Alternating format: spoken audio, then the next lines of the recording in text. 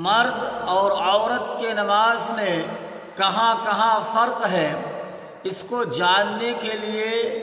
آپ مکمل ویڈیو سماعت کریں۔ سب سے پہلا فرق، تکبیر تحریمہ کہتے وقت عورت اپنے دونوں ہاتھوں کو کندھے تک اٹھائے گی اور اپنے ہاتھوں کو دوپٹے سے باہر نہیں نکالے گی، جبکہ مرد تکبیر تحریمہ کہتے وقت اپنے دونوں ہاتھوں کو کانوں کے لو تک اٹھائے گا، اور اگر مرد نے چادر اوڑھ رکھی ہے تو اپنے دونوں ہاتھوں کو چادر سے باہر نکال کر پھر ہاتھ اٹھائیں گے۔ دوسرا فرق، مرد اپنی دونوں ہاتھوں کو حالت قیام میں ناف کے نیچے باندھیں گے، جبکہ عورت اپنی دونوں ہاتھوں کو سینے پر باندھے گی۔ تیسرا فرق، مرد دونوں ہاتھوں کو باندھتے ہوئے ایسے حلقہ بنائیں گے، جبکہ عورت یہ حلقہ نہیں بنائے گی، اپنے ہاتھوں کو اپنے بائیں ہاتھ کے پشت پر اس طریقے سے رکھ دے گی۔ چوتھا فرق، عورت قیام کی حالت میں اپنے دونوں پاؤں کے درمیان فاصلہ نہیں رکھے گی،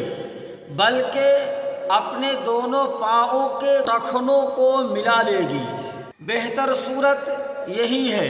اس میں پردہ کی زیادہ رعایت کی گئی ہے، جبکہ مرد اپنے دونوں پاؤں کے بیچ میں 4 انگل کے بقدر فاصلہ رکھیں گے۔ پانچواں فرق، جب عورت رکوع میں جائے گی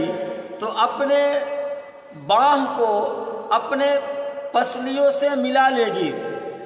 اور مرد جب رکوع میں جائیں گے تو اپنے بانہ کو اپنے پسلی سے الگ رکھیں گے۔ چھٹا فرق، رکوع کی حالت میں